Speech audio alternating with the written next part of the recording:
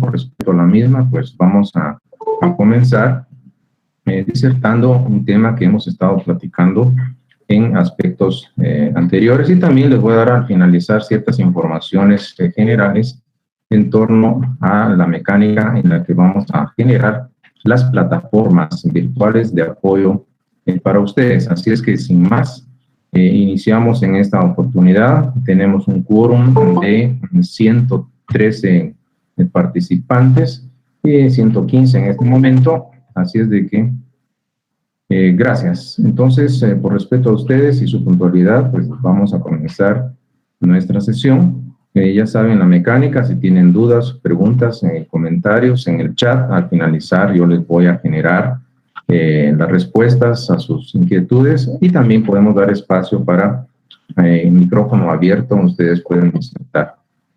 Bueno, entonces todavía estamos con algunos alumnos pendientes por ingresar. Creo que ya estamos acá.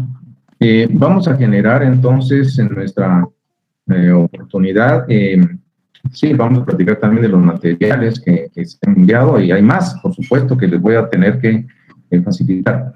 Bueno, entonces trabajemos sobre un aspecto importante. Hoy vamos a desarrollar el tema relacionado con la continuación a lo que hemos denominado crisis del derecho natural. Así es que, sin más, me parece que ya estamos entonces en tiempo. Trabajemos en la oportunidad de explicar básicamente en lo siguiente. Veamos entonces. Trabajamos en el módulo 1, si tienen algún problema en audio o video, pues ustedes me lo hacen ver. Si tienen señal, no hay ningún problema. Si tienen audio, tienen video. Si hubiese algún problema técnico, me vuelvo a reincorporar con ustedes. Solo se esperan respetuosamente en el salón virtual y yo me incorporo en su momento oportuno. En este momento, entonces, ampliamos nuestra pantalla. En el módulo 1, que se refiere al tema del hombre, sociedad, Estado de Derecho, pues tenemos el tema de la denominada crisis del derecho natural, a esa concepción del derecho natural. Recuérdense ustedes, porque era lo que hemos estado viendo a través de nuestras exposiciones, hemos visto cómo a través de esta, podemos decir así, interpretación o concepción dual de ordenamientos, uno superior en contraposición de uno inferior, que básicamente sobre eso versa la corriente del derecho natural, un modelo a seguir por parte de los hombres para poder crear un derecho que sea justo. Pues bien, la manera de entender esa dualidad de ordenamientos pues fue criticada. Noten que no todos estaban de acuerdo en reconocer la existencia de un orden superior en contraposición a uno humano, y por eso es que vemos los ataques que se podemos establecer así se dieron en contra de esta manera de concebir el derecho natural. Podemos ubicarlos o sintetizarlos, entre otras, en tres corrientes de pensamiento.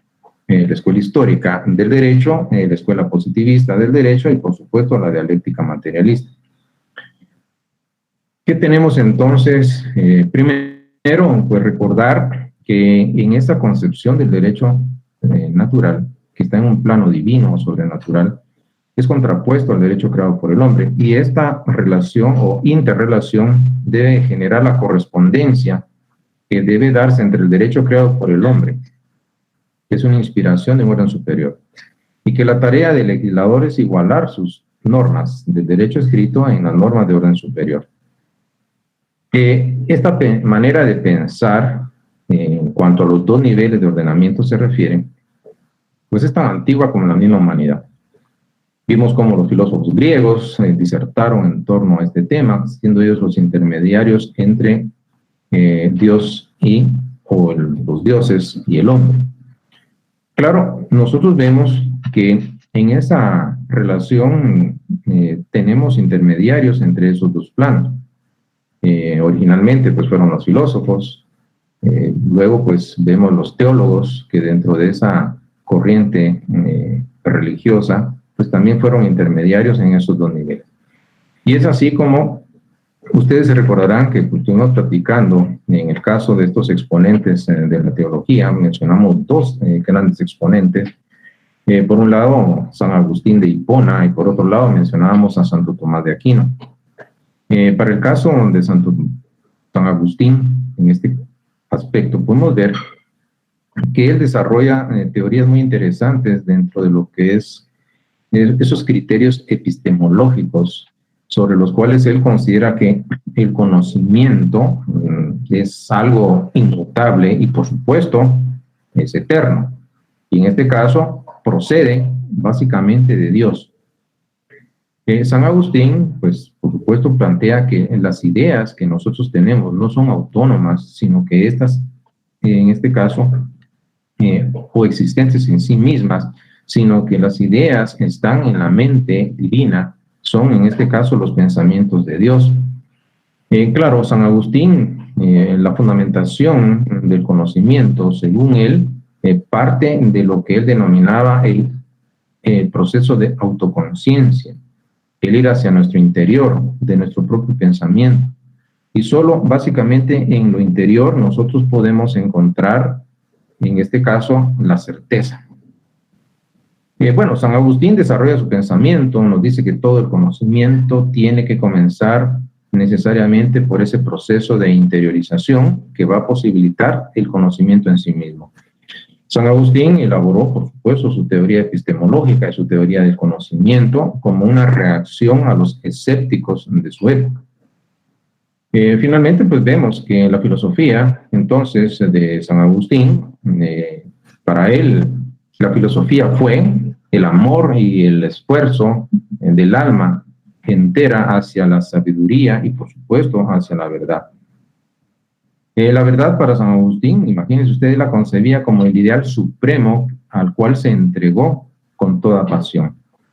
Entonces, esta verdad es la que se refiere, según él, al alma y a Dios, los dos objetos que fueron preocupación filosófica de las reflexiones de San Agustín de Hipona. Claro, como ustedes se recordarán, también él estableció su esquema de leyes, pero también este otro exponente del pensamiento del derecho natural, que fue Santo Tomás de Aquino. Que dicho sea de paso, la filosofía de Santo Tomás de Aquino fue tributaria de una larguísima tradición histórica, porque podría decirles que en cierto sentido, en cierto momento, el tomismo, que es la manera de referirse a esa concepción de Santo Tomás de Aquino, nació de la confluencia de grandes corrientes de pensamiento que se cruzaron en la antigüedad y en el medioevo. Por supuesto, vemos platonismo y aristotelismo, podemos mencionar helenismo, arabismo, el paganismo y el cristianismo, y por supuesto no debemos olvidar otra corriente secundaria y no por ello menos importante, como fue la propia filosofía hebrea. Dos conceptos, según Santo Tomás de Aquino: razón y fe. Santo Tomás de Aquino realizó ese replanteamiento de la relación entre estos dos componentes, la fe y la razón. Es interesante que en el pensamiento de Santo Tomás de Aquino, él dotó a la razón de una mayor autonomía. Y puede decirse que el punto de partida externo de la filosofía de Santo Tomás de Aquino, o del pensamiento tomista, fue precisamente la necesidad de distinguir la razón de la fe y también la necesidad de ponerlas en acuerdo. Pues bien, tantas cosas nosotros podemos platicar en torno a esta manera de concebir la existencia de dos ordenamientos. Ahora, ¿qué es lo que ocurre? ¿O qué pasó a través de la historia? Ustedes saben que, por supuesto, con la llegada de Constantino como emperador romano, pues hubo un proceso de expansión de la filosofía cristiana, hubo una entronización del pensamiento religioso en las distintas áreas de las actividades humanas, en las ciencias, el arte, la filosofía, etc. Entonces, vemos que, y aquí no hay que olvidar este aspecto, el avance y desarrollo de las ciencias en el ámbito de las sociedades humanas.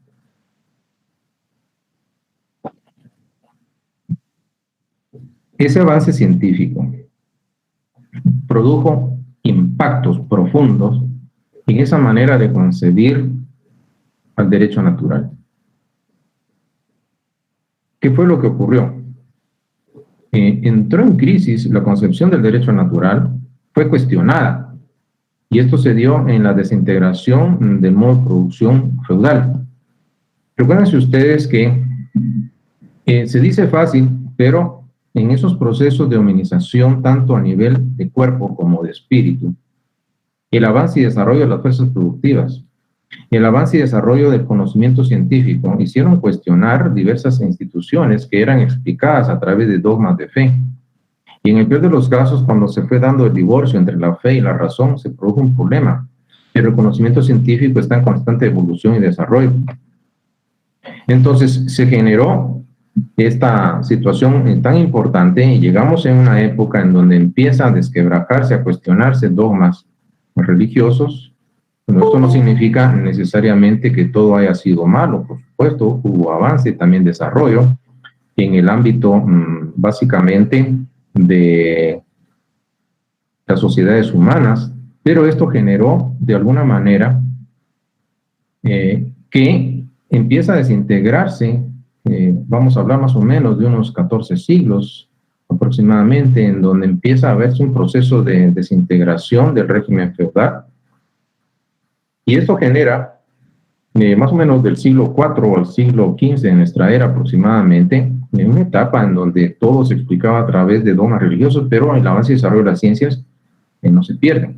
Y lo que ocurrió es básicamente que en la manera de entender filosóficamente ese vasto universo, entonces se vio alimentada por el desarrollo, el avance de las ciencias naturales. Y ustedes se recuerdan este estadio de la humanidad, el renacimiento, un despertar en los ámbitos de pensamiento humano, en lo que fue la ciencia, en lo que fue en este caso la filosofía, y por supuesto también en el ámbito de diversas actividades del quehacer humano se fueron dando estos componentes de desarrollo.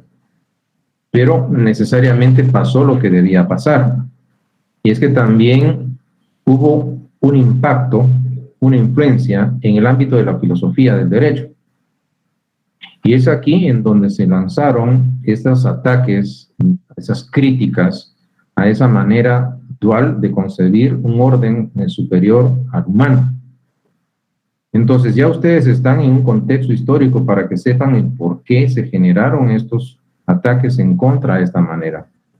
Entonces, por un lado, entendemos básicamente que las críticas que se hicieron a esa concepción dual de sus ordenamientos que postulaba el derecho natural, la podemos mencionar o centralizar en tres. No fueron las únicas, pero tres que tienen un papel preponderante en la historia del pensamiento filosófico del derecho.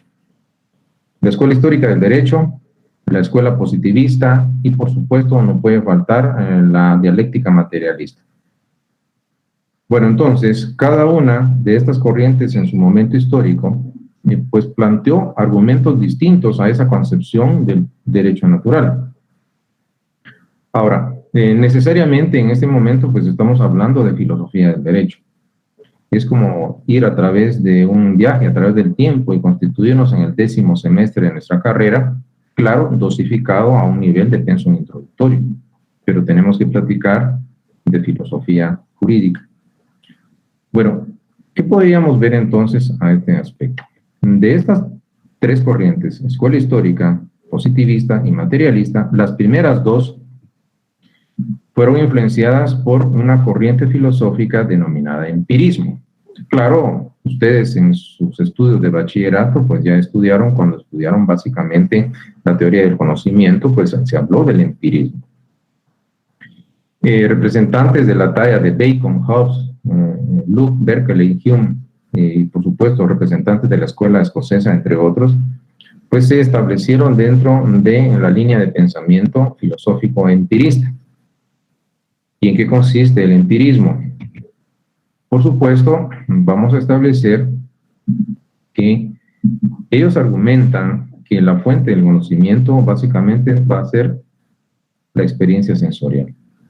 El conocimiento lo va a adquirir el hombre sí y solo sí ha pasado a través de sus sentidos. Y si esto no ha ocurrido, no ha pasado por los sentidos, pues el conocimiento no se adquiere.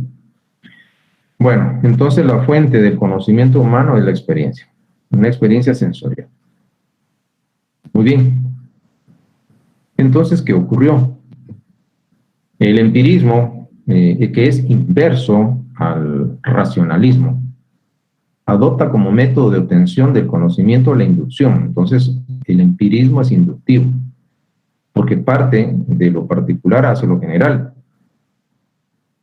Contrario al racionalismo, porque el racionalismo, como lo explicamos anteriormente, va de lo general hacia lo particular, y la metodología del pensamiento racionalista es la deducción. Bueno, pues entonces tenemos que en ese sentido, en estas escuelas, la Escuela Histórica del Derecho y la Escuela Positivista del Derecho, se basaron en el empirismo. Lo que implica que para los empiristas, la mente humana es como un papel en blanco.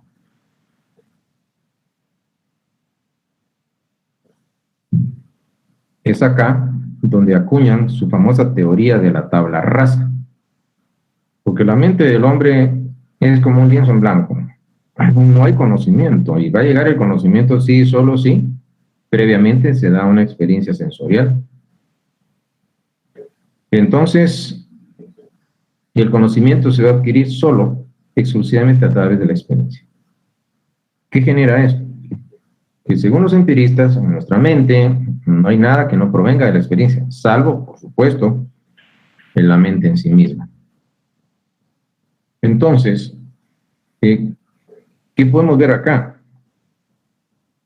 Una posición encontrada.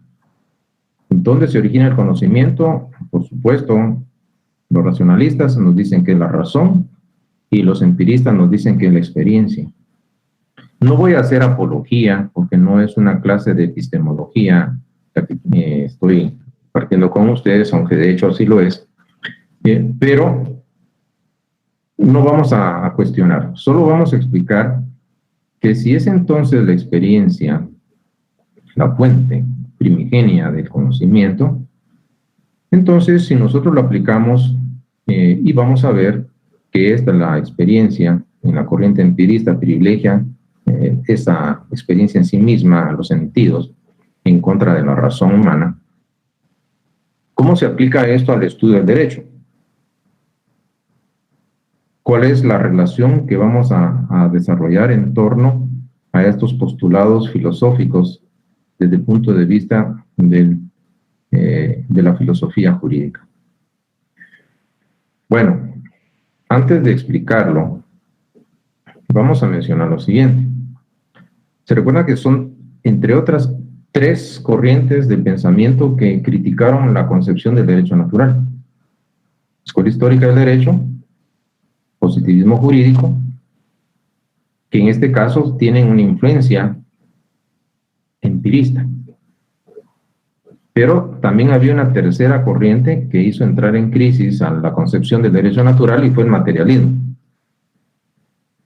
Fíjense que los materialistas, en torno a esa teoría epistemológica, ellos reconocieron por un lado, porque recuérdense que racionalistas enfrentados a los empiristas, pues los materialistas superaron las limitaciones de los propios racionalistas porque solo se regían a través de la razón como única fuente de conocimiento, y también superaron a los empiristas que están limitados exclusivamente a la experiencia sensorial, que por supuesto es inductiva.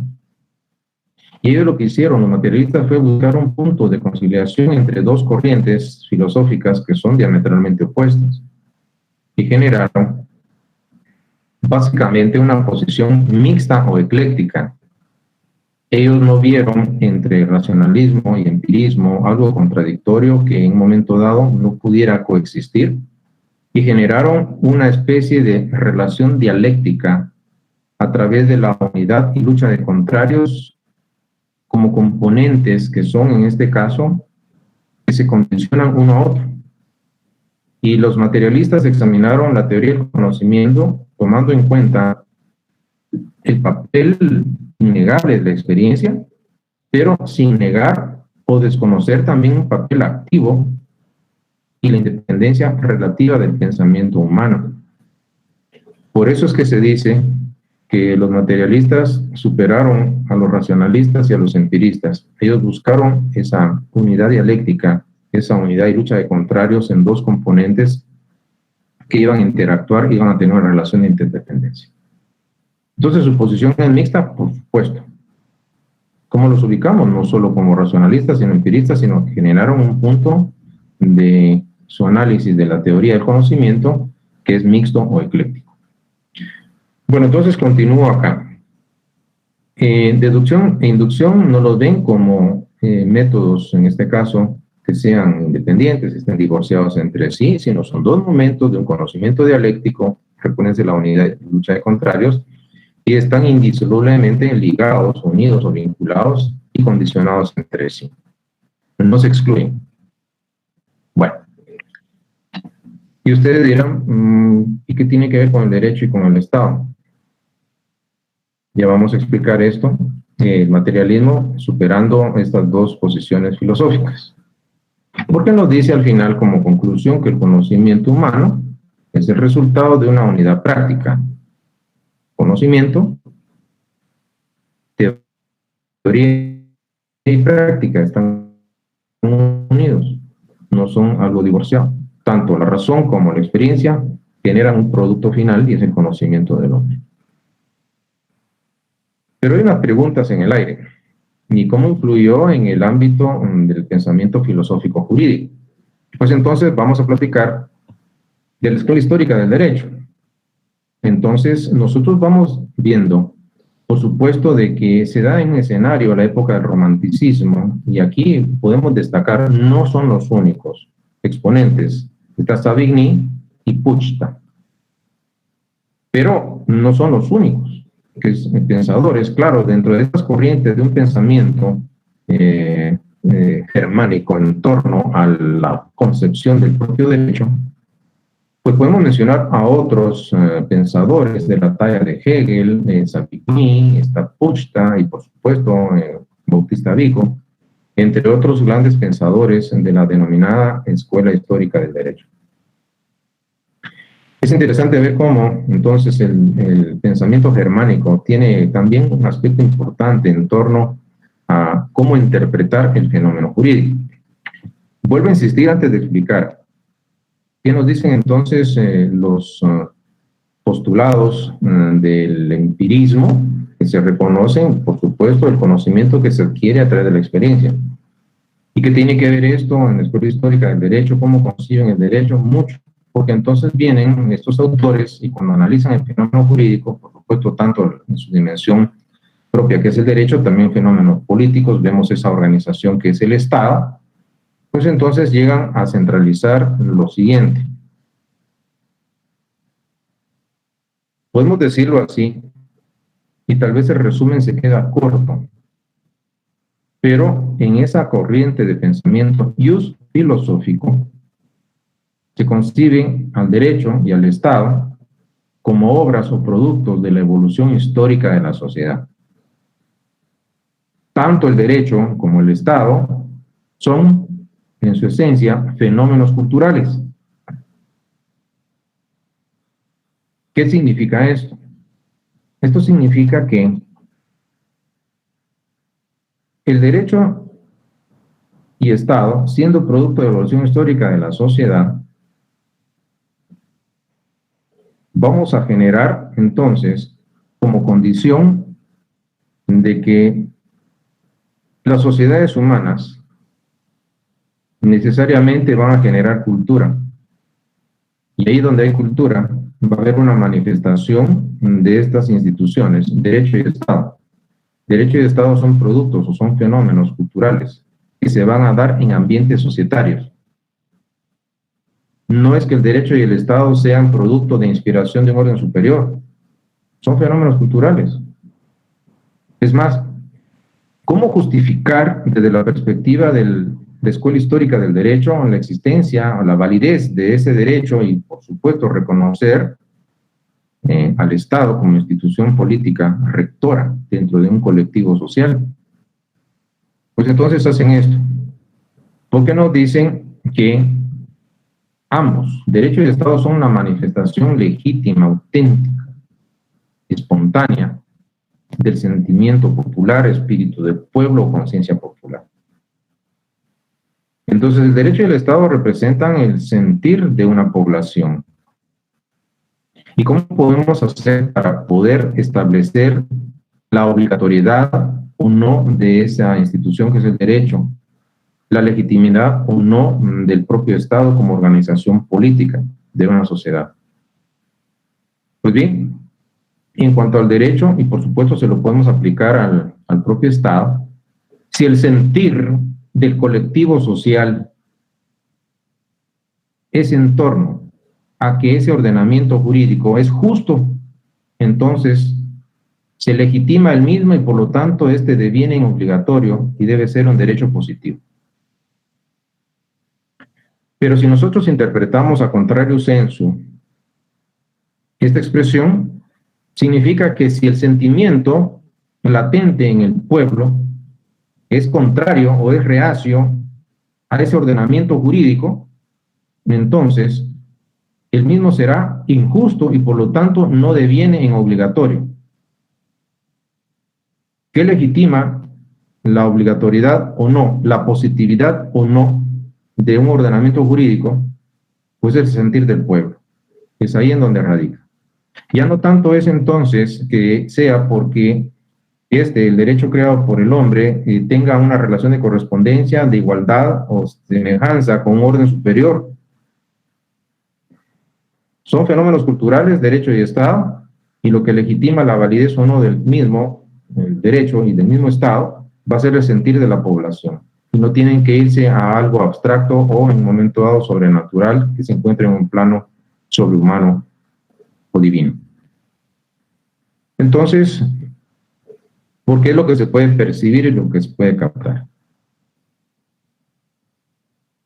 Es algo tangible y tiene, por supuesto, un referente empírico, pues está el malestar o no de una población en cuanto a aceptar o rechazar tanto al derecho como al Estado. Y es lo que nosotros podemos percibir y captar y se puede comprobar a través de la experiencia.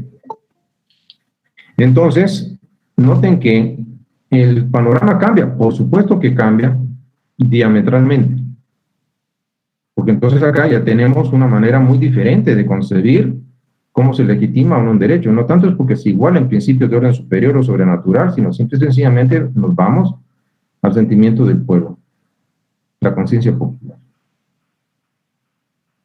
Pero aparece otra corriente también del pensamiento filosófico y es el positivismo.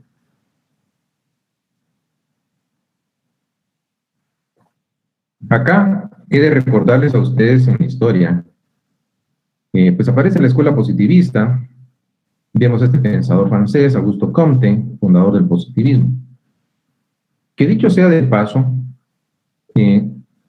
no es algo al azar o es algo en un momento dado sin tener una causa, una justificación de por qué surgió esta manera de pensar desde el punto de vista filosófico. ¿Qué hizo Comte? Imagínense ustedes, después de casi 14 siglos de una entronización de un pensamiento religioso, que en algunos casos, por supuesto, también produjo avance, pero en otros casos también generó un atraso y hubo un momento dado, ya cuando se divorció la fe de la razón, pues hubo un problema, y cuando empezaban a explicarse todos los fenómenos en base a dogmas religiosos carentes de sustentación racional, pues hubo problema. También en algunos casos también hubieron aspectos positivos, pero el problema fue de que después, imagínense ustedes, y vemos durante toda la época del feudalismo, del cual vamos a platicar en su momento, hubo una gran influencia de pensamiento religioso. Generó problemas. Entonces dijo Comte, recuérdense que se dio el despertar de las ciencias a través del Renacimiento, de la filosofía, de las artes. Entonces dijeron, bueno, ya debemos abandonar tantas abstracciones subjetivas. Hubo mucha influencia de carácter, en este caso, subjetivo en toda la manera de interpretar y ante todo en el ámbito de la ciencia. Entonces dijeron, ya no podemos seguir con eso. Entonces, Comte propone abandonar todo ese subjetivismo derivado de abstracciones y debemos tomar únicamente en cuenta los hechos concretos, pero no cualquier tipo de hechos, sino todos aquellos que son comprobables o verificables por la experiencia. ¿Qué significa? Que si son comprobables o demostrables a través de la experiencia, se les reconocen, y si no son susceptibles de ser reconocidos o explicados o verificables por la experiencia, entonces no van a ser ciertos. Si ustedes toman en nota este argumento, si lo van a aplicar al fenómeno jurídico, imagínense ustedes analizar el derecho desde la perspectiva del positivismo. ¿Qué nos está diciendo esto? Bueno, si queremos analizar el momento mismo en el que el positivismo estudia, porque así lo hizo, y enfocó su atención como objeto de estudio en el fenómeno jurídico, estudió el derecho, ¿qué creen que ocurrió? Van a establecer, porque son empiristas,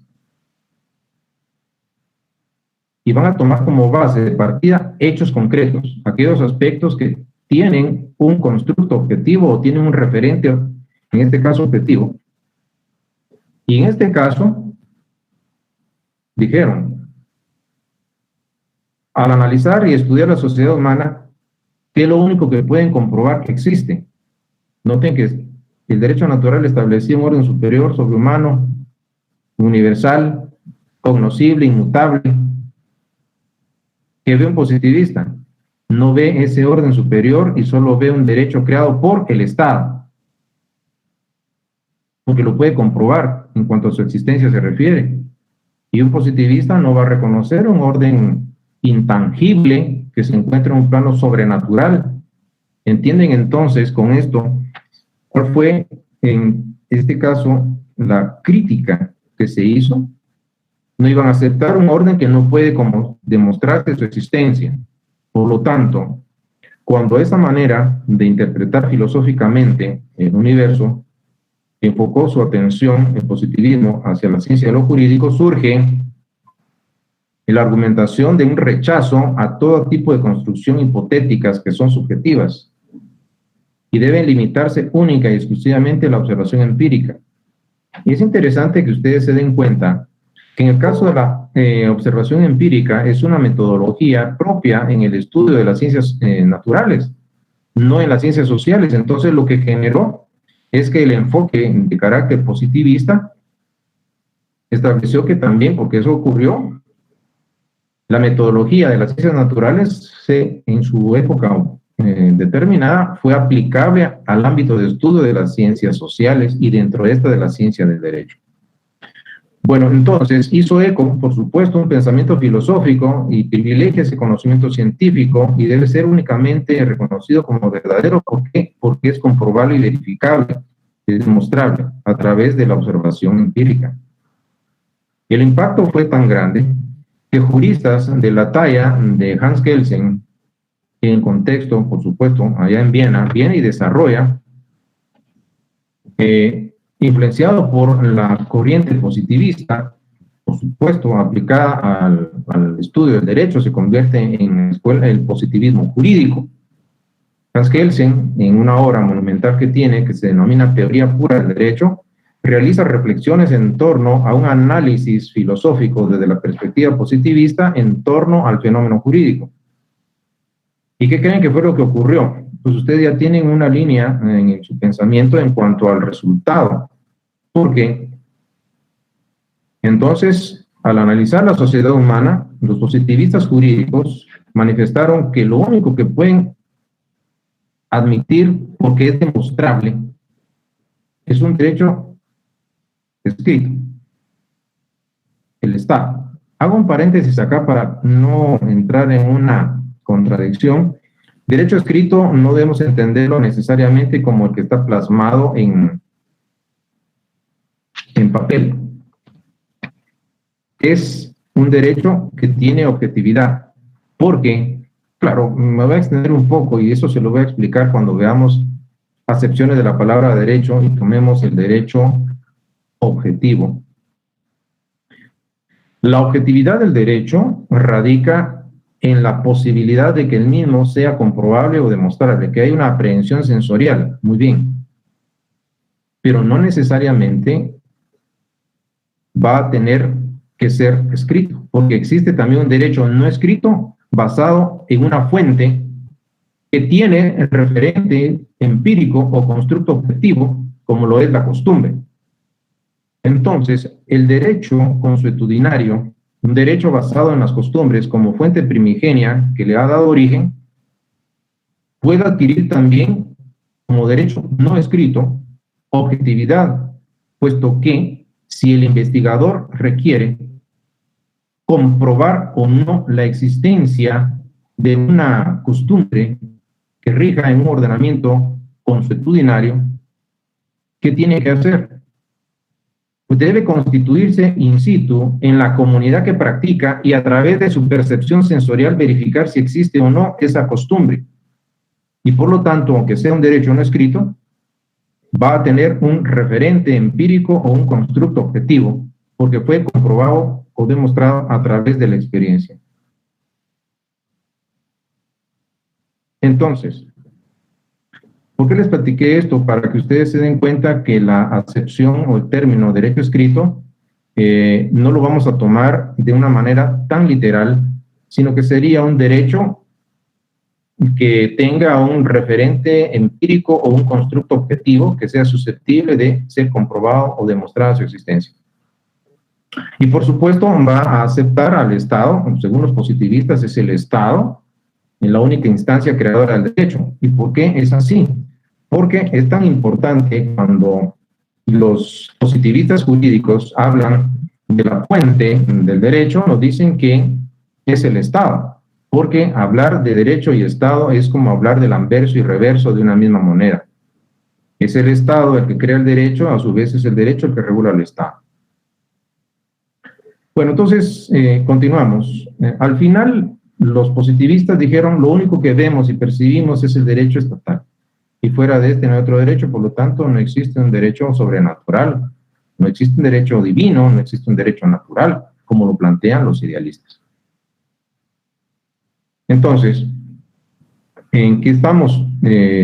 Hans Kelsen, en su teoría pura, nos dice que cuando se estudia inclusive el derecho, por eso se le denomina teoría pura, el estudio del derecho debe realizarse a través del derecho mismo y debe estar, en este caso, descartada para el análisis jurídico cualquier tipo de interpretación psicológica, histórica, sociológica, económica, política, etc. Debe generarse el estudio del derecho a través del derecho mismo. ¿Qué significa esto? Que, según Kelsen, en su teoría pura del derecho, solo nos vamos a quedar con la pura esencia del derecho en sí. Realizar el estudio del derecho a través única y exclusivamente de instituciones jurídicas, sin influencia de otras disciplinas del pensamiento humano. Claro, tenemos un criterio respetable, por supuesto, y no necesariamente pues va a ser aceptado, pero es interesante que al final vemos cómo el positivismo jurídico se opone a la corriente del derecho natural. Un positivista jurídico no va a reconocer la existencia de un orden ajeno, un orden jurídico fuera del contexto del Estado. Bueno, entonces, y por eso ustedes cuando vean, cuando se toca el tema del origen del derecho, es muy común y frecuente que los diversos autores que ustedes consulten van a contraponer el derecho natural al derecho positivo, como dos elementos que son contrarios y que de alguna manera, por supuesto, un ius naturalista, esto es una escuela de pensamiento filosófico que privilegia el derecho natural, va a rechazar la posición del ius positivismo, de un ius positivista, de una corriente del positivismo jurídico, porque en un momento dado son contrapuestas. Un positivista no reconoce el derecho natural y, por supuesto, el ius naturalista sí reconoce la existencia de un orden sobrenatural que debe influenciar o ser el patrón guía del derecho positivo. Continúo con ustedes. Claro. Entonces, la manera de concebir al derecho natural fue criticada. Pero si nosotros analizamos la esencia del Estado y del derecho, según la concepción idealista, tenemos lo que aparece en pantalla.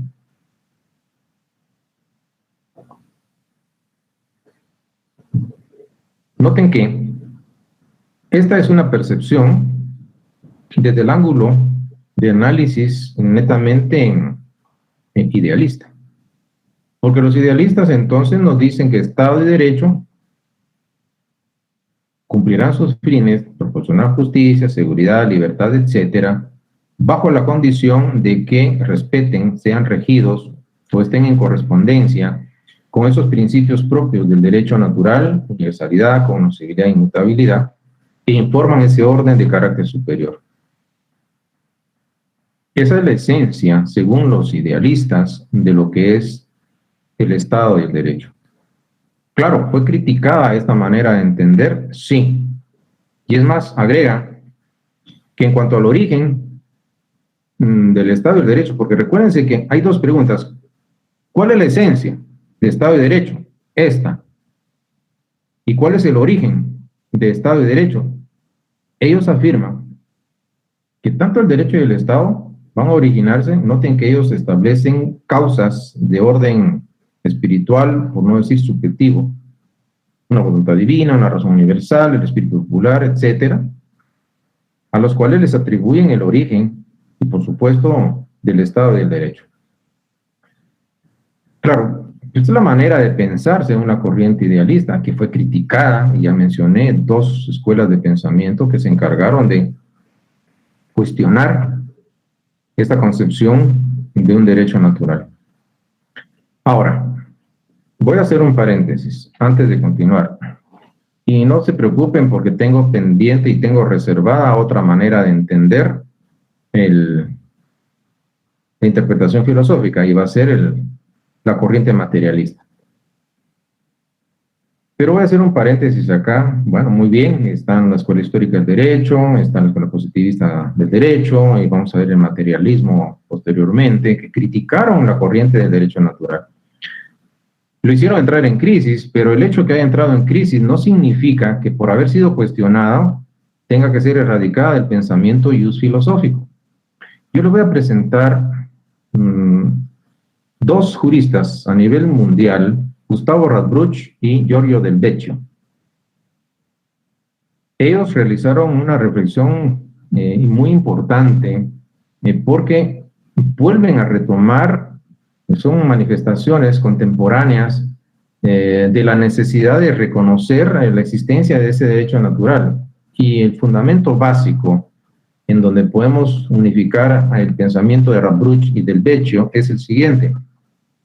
Ellos establecen que la ciencia de lo jurídico, la ciencia del derecho, nuevamente debe volver a meditar sobre una verdad milenaria, porque no son cientos, sino son miles de años a través del desarrollo de la evolución o de la civilización humana, de que desde la antigüedad ya los hombres reconocían la existencia de un orden superior, un derecho divino, un derecho natural, un derecho racional, que iba a constituirse como en el parámetro de medida a través del cual, como una regla, podía establecerse que la injusticia va a seguir siendo injusticia, aunque esté contenida en forma de ley.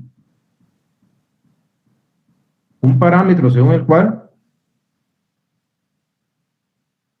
ante una sentencia que haya sido dictada en base a una ley injusta, la sentencia seguirá siendo injusta, porque entonces será algo que no es derecho, sino todo lo contrario al derecho. Ahora, yo les haría una pregunta, claro, solo respóndanla mentalmente. O si ustedes quieren realizar un ensayo, lo pueden hacer. Y valdría la pena si quieren hacer este ejercicio, que por supuesto no va a tener ninguna ponderación, pero va a haber reflexión. Yo podría preguntarles a ustedes, no abran el micrófono, solo mentalmente, y si quieren lo escriben, y si quieren compartirlo después lo hacen. Pero ¿cómo hacen ustedes para poder calificar una situación de justa o injusta? ¿Cuál es el parámetro que ustedes utilizan para poder medir lo que es justo y lo que es injusto? ¿Cómo podemos calificar una ley como justa o injusta? ¿Cómo hacen ustedes para calificar una sentencia judicial de justa o injusta? ¿Cómo hacemos? ¿Cómo hacen ustedes? ¿Cuál es el parámetro a seguir? Bueno, alguno podría pensar, tomo como parámetro la ley. Si está dentro de la ley es justo y si está fuera de la ley es injusto. Pero ahora se las voy a complicar. ¿Y qué creen que pasa si una ley es creada por corruptos y devienen injusta? ¿Cómo hacen para calificar si una sentencia es dictada por un juez corrupto? ¿Qué hacen?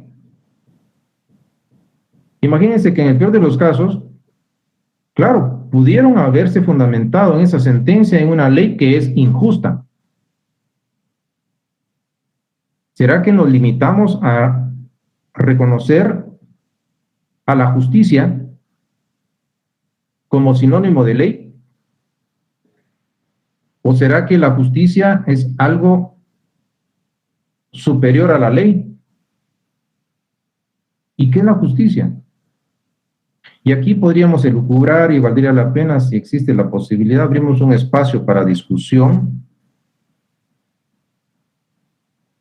y determinar para ustedes qué es la justicia. ¿Será que la justicia es lo que nos dictan allá en la 9ª avenida del centro histórico? Pues bien, es solo un tema de reflexión.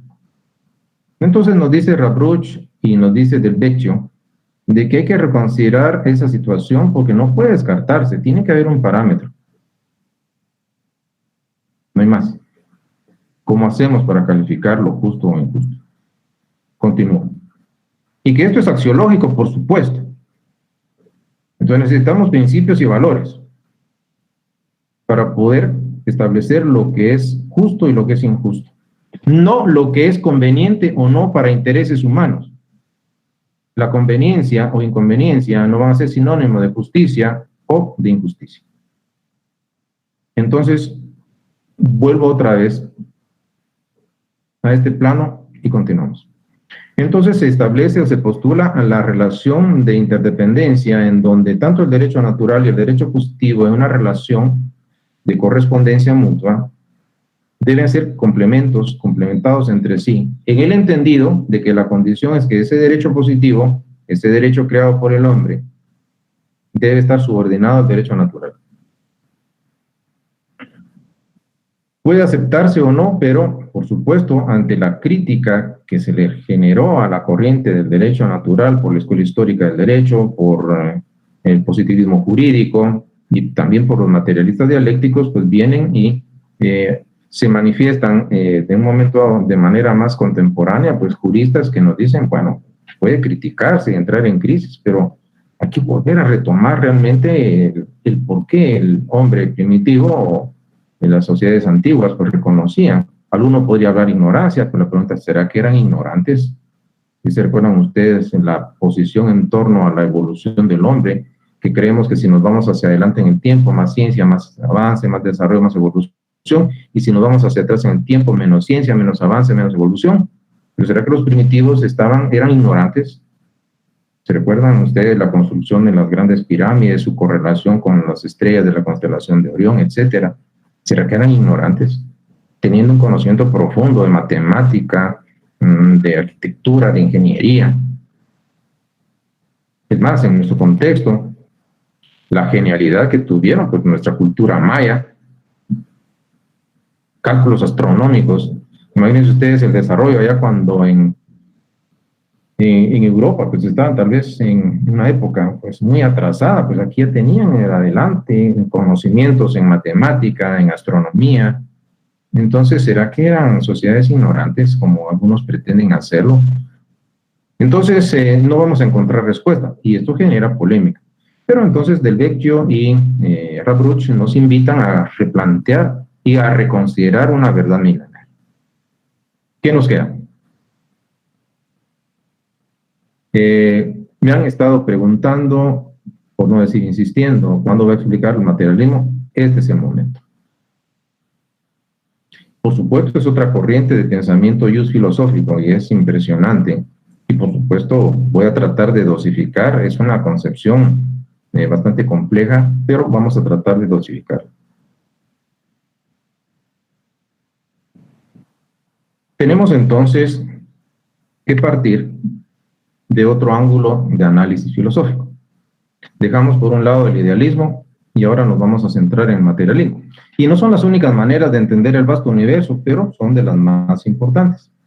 Lo que es importante es que ustedes entiendan que en cuanto al materialismo, pues, y tal vez me quedo corto con la clasificación, hay diversas corrientes dentro del contexto del materialismo, un materialismo dialéctico, filosófico, histórico, científico, pero de las diversas maneras de entender desde el punto de vista materialista, sin que esto implique hacer apología, vamos a generar un enfoque, un análisis del materialismo dialéctico. Tan solo para conocer, no tienen que creer tampoco ni aceptar, porque respeto anticipadamente, les manifiesto, soy respetuoso de su libertad de pensamiento, de criterio. Ustedes tienen la libertad en un momento dado de aceptar o creer en lo que consideren que es correcto y en lo que pueda llenar sus expectativas académicas e intelectuales. Claro, pues tenemos entonces que platicar de una corriente que por supuesto también ha sido criticada y que de alguna manera lo importante acá es tener el conocimiento, no significa creer en la corriente filosófica, simple y sencillamente conocer los postulados. ¿Y a quiénes vamos a encontrar acá? Por supuesto, son clásicos dentro de esta manera de concebir filosóficamente el universo, Marx, Engels, Lenin. Y cada uno a su manera hicieron propuestas de este materialismo, pues falta una tilde en la E, pero en este caso establezcamos la manera de pensar. Bueno, primero debemos generar un marco teórico, conceptual, para podernos ubicar en esta manera de concebir desde el punto de vista materialista la sociedad humana. Y aquí aparece un concepto del modo de producción que se puede reducir o resumir diciendo que las diversas maneras o formas en las que el hombre, a través de su discurrir histórico, ha procurado la obtención de bienes satisfactores para sus necesidades básicas de existencia, tanto material como inmaterial. Entonces, conocer que según el análisis desde el punto de vista del materialismo dialéctico, para tener una comprensión plena debemos realizar una revisión histórica de un proceso de desarrollo de la sociedad humana, partiendo desde las comunidades más primitivas hasta las épocas actuales. Y vamos a entender que en cada periodo, en cada etapa, por no decir en cada modo de producción que ha acaecido a través de la historia, estos se van a caracterizar por una serie de relaciones estructurales y supraestructurales en el orden económico, jurídico, político y, por qué no decirlo, ideológico. De esta manera, vemos que ese modo de producción, la forma en la que interactúan las estructuras en momentos históricos determinados. Bueno, entonces, ¿qué nos proponen?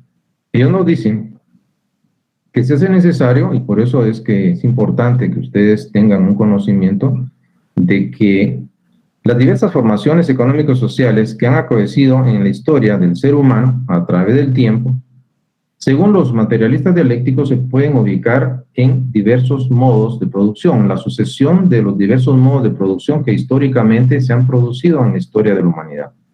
¿Y cuáles han sido estos? Los siguientes.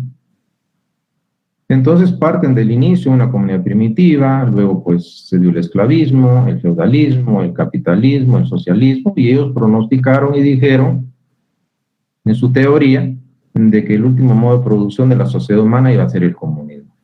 Claro, platicar de estos temas en otra época, pues por supuesto era bastante complicado, pero este es pensamiento desde el punto de vista económico, político, social. Ahora, lo interesante, y se los puedo anticipar, es que ellos dijeron algo. El Estado y el derecho surgieron en el modo de producción esclavista y por las mismas causas. Claro, someramente pues tendré que platicar y explicarles a ustedes por qué dijeron eso. Pero vamos a ir por partes. El primer modo de producción que ellos reconocen es la comunidad primitiva. Entonces comenzamos desde el inicio de la humanidad, el principio en el desarrollo y la evolución de los seres humanos a través de la historia, pues se dio un modo de producción que era la comunidad primitiva. Claro, ustedes conocen el proceso de hominización, la evolución del hombre y todo lo que hemos platicado en las sesiones anteriores.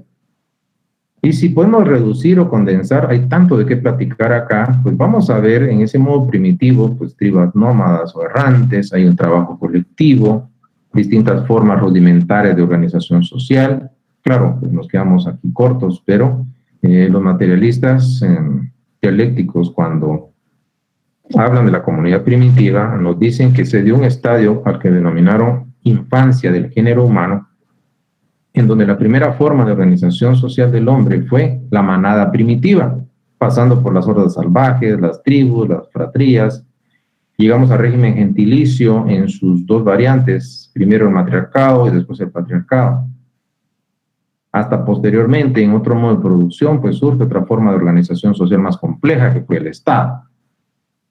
Pues bien, entonces ustedes podrán ver en su resumen gráfico se desarrolla un contexto y se explican los diversos contextos en la época del modo de producción de la comunidad primitiva. Lo interesante es que no existía propiedad privada, pero también no existía Estado ni derecho.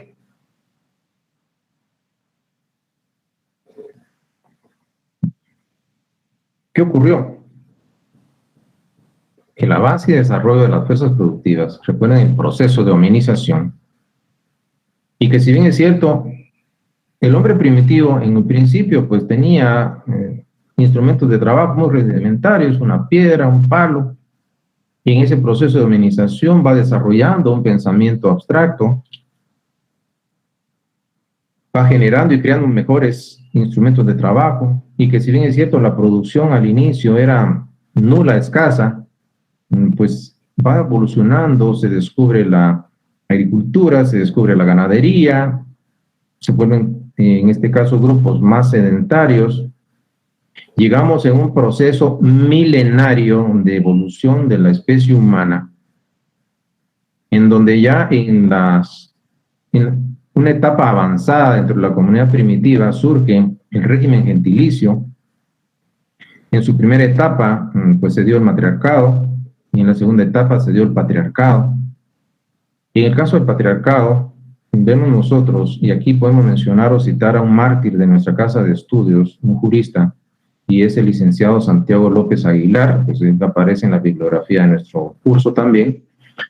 Pues él dice que en la última etapa del modo de producción de la comunidad primitiva se denominó democracia militar, en donde el modus vivendi era la guerra, en donde los distintos grupos patriarcales estaban enfrentados unos contra otros.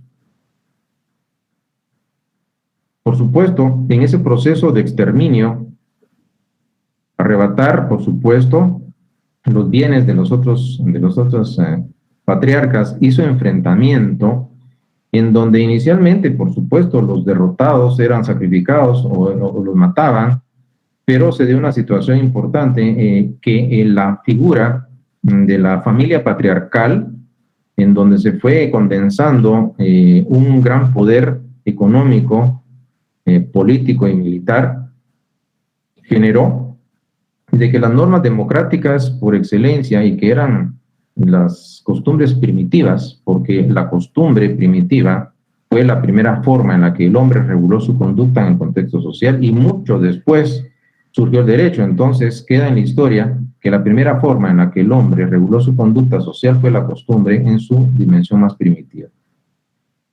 Bueno, pero entonces en el caso del régimen gentilicio, ya en la etapa avanzada de la comunidad primitiva, pues entonces las viejas costumbres primitivas, que eran democráticas por excelencia, ya no correspondían a los intereses del patriarca, y empieza a distinguirse el concepto de la propiedad privada, y se generaron conflictos entre grupos. La familia patriarcal, se alzó amenazadora frente a la comunidad primitiva. Entonces iba a velar por intereses y ya las normas primitivas no correspondían a los intereses del patriarca. Hubo necesidad entonces de generar un cambio en las reglas de comportamiento social, y es así entonces en donde dio paso al esclavismo. Un modo de producción que fue el que sucedió a la comunidad primitiva. ¿Qué ocurrió? Ya no mataron a los vencidos, sino los esclavizaron. Ahora, viene una pregunta. ¿Y existía Estado y Derecho en este modo de producción? Sí. ¿A quién favorecía? A los señores esclavistas.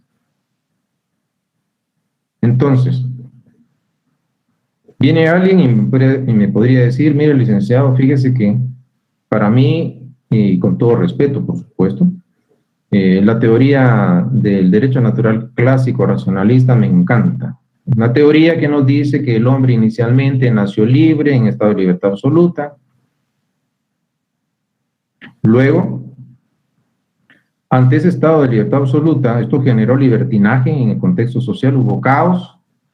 Entonces los seres humanos, a través de la razón de la cual están dotados, decidieron celebrar un pacto o contrato social, renunciando a parte de sus derechos naturales, en este caso una libertad absoluta. Crearon una institución, el Estado, le dotaron de un instrumento, el derecho, para salvaguardar esos derechos naturales que tienen origen divino. Un Estado que iba a velar por el bien común. Y yo le agrego, y vivieron felices para siempre.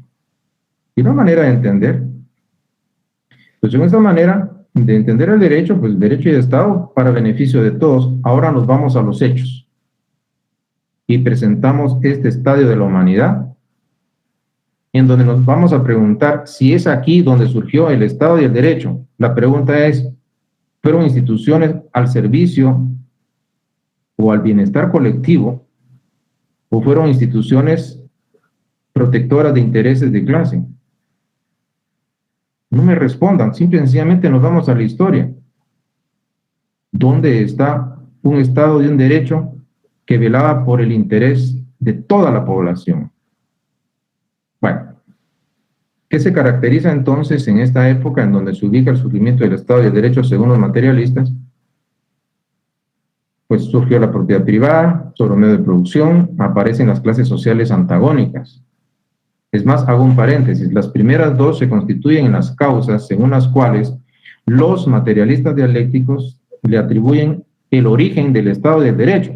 Entre otras causas, surgió por el surgimiento del régimen de propiedad privada sobre el medio de producción, incluso también sobre los mismos esclavos, y también por el aparecimiento, surgimiento o la escisión de la sociedad en clases antagónicas, esclavistas y esclavos. Claro, hubo explotación del hombre por el hombre, aumentó la producción, por supuesto, a costa del sacrificio de los esclavos, aparecen los mercaderes, comerciantes, se da un desarrollo de la moneda y facilita el intercambio de productos. Ya para ir finalizando, esto es complejo, estamos viendo la historia del desarrollo humano a través de un amplio y rápido recorrido. Pues aquí ocurrió lo importante, es aquí en donde se ubica el origen del Estado y del derecho según los materialistas. Claro, ustedes pueden aceptar o rechazar la teoría, simplemente deben conocer su postulado. Bueno, pero ¿qué ocurrió? Pasa el tiempo, el avance y desarrollo de las fuerzas productivas, ya las relaciones sociales de producción no corresponden, hay que avanzar en una sociedad en donde hay una explotación del hombre por el hombre, y en su estado más brutal, por supuesto, no había avance y desarrollo. Con la caída del Imperio Romano, vemos nosotros que se da también, se recuerdan ustedes, Constantino, influye en un momento dado el pensamiento religioso en todos los ámbitos, entonces hubo un impacto en el ámbito a nivel mundial, y surge otro modo de producción que fue el feudalismo. Entonces, acá el esquema pues cambió en cuanto a las relaciones sociales de producción, pero recuérdense que habían dos clases sociales, una que tenía y otra que no tenía, el esclavista y el esclavo. Pero acá, ¿qué pasó? Las grandes masas de esclavos, los desposeídos, los que no tenían nada, en este modo de producción pasaron a desempeñar otro rol, porque entonces se constituyeron los siervos de la gleba, fueron los campesinos. Recuérdense que anteriormente en ese proceso de guerra que se dio y conquista en el esclavismo, pues acapararon quienes tenían o detentaban poder económico y político, acapararon tierras. Ya voy a terminar en 2 minutos. Pero la tierra sin quien la cultive, de nada nos sirve. Entonces necesitaban fuerza de trabajo. Entonces los esclavos pasaron a formar parte de la gran masa de siervos de la gleba. ¿Cómo operó el régimen feudal?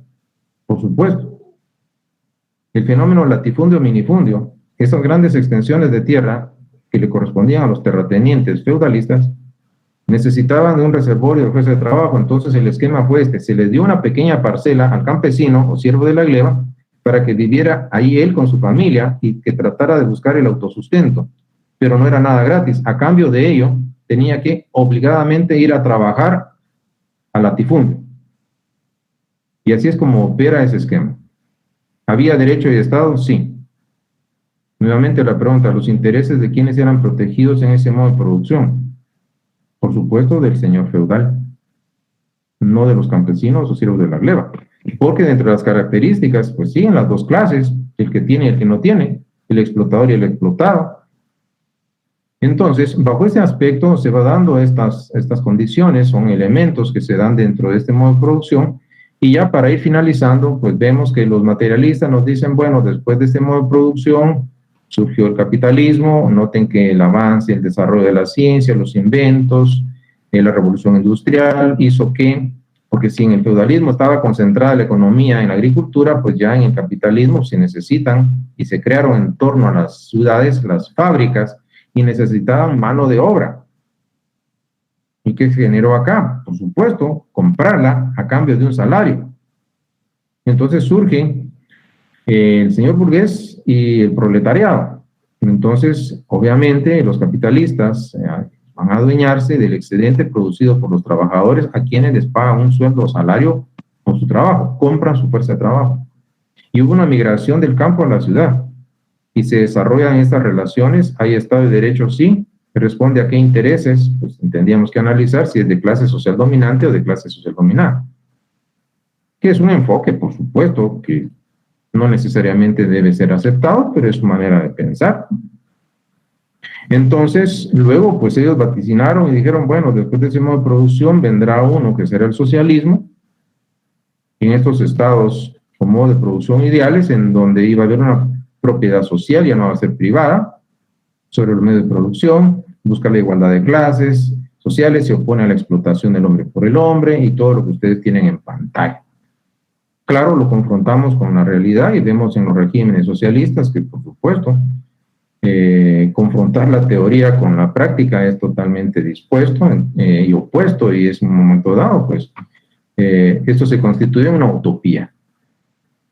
Y al final, el pronóstico, que iba a llegar el último estadio dentro de la evolución del hombre, iba a ser este régimen en modo de producción comunista, en donde iba, en este caso, un estado social, iba a desaparecer la propiedad privada sobre los medios de producción, inclusive iba a desaparecer el derecho del Estado, iban a haber normas de autorregulación, y se promueve una sociedad sin clases sociales.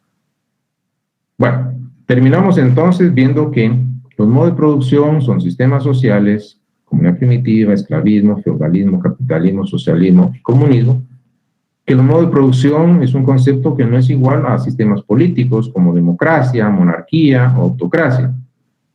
Y dentro del modo de producción, y es lo que voy a continuar explicando en la siguiente sesión, encontramos fuerzas productivas, relaciones sociales de producción. La fuerza productiva es el motor del desarrollo de la sociedad humana, integrada por un tríptico vital, instrumento de trabajo, objeto de trabajo y la fuerza de trabajo. Medios de producción engloban instrumento y objeto de trabajo.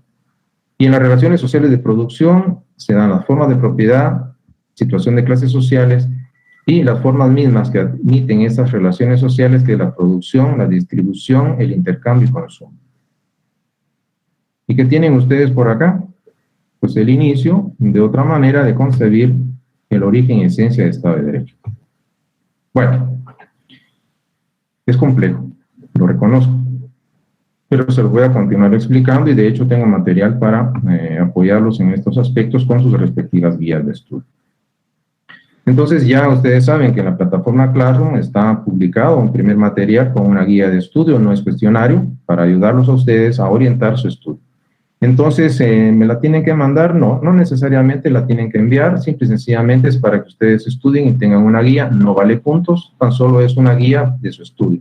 Pueden realizarla, ustedes la pueden tener en sus archivos, porque es importante que vayan comprendiendo aspectos que son esenciales, yo los oriento en cuanto a lo que me interesa. Tengo también preparados sus materiales, entonces, ¿qué nos queda? Ya para finalizar, por supuesto, les voy a encargar de que el código, nuevamente lo comparto porque pareciera ser de que algunos no lo han hecho. He estado revisando mis respectivos análisis. En Classroom, anoche tenía registrados solo 96 estudiantes. Yo tengo oficialmente inscritos 129 y solo tengo 96. Entonces, por favor, sí necesito de que se asignen con sus nombres y apellidos completos. Pude ver por acá, inclusive, hay alguien que solo aparece como Claudia. Damaris aparece 2 veces. Entonces, por favor, solo es una cuenta.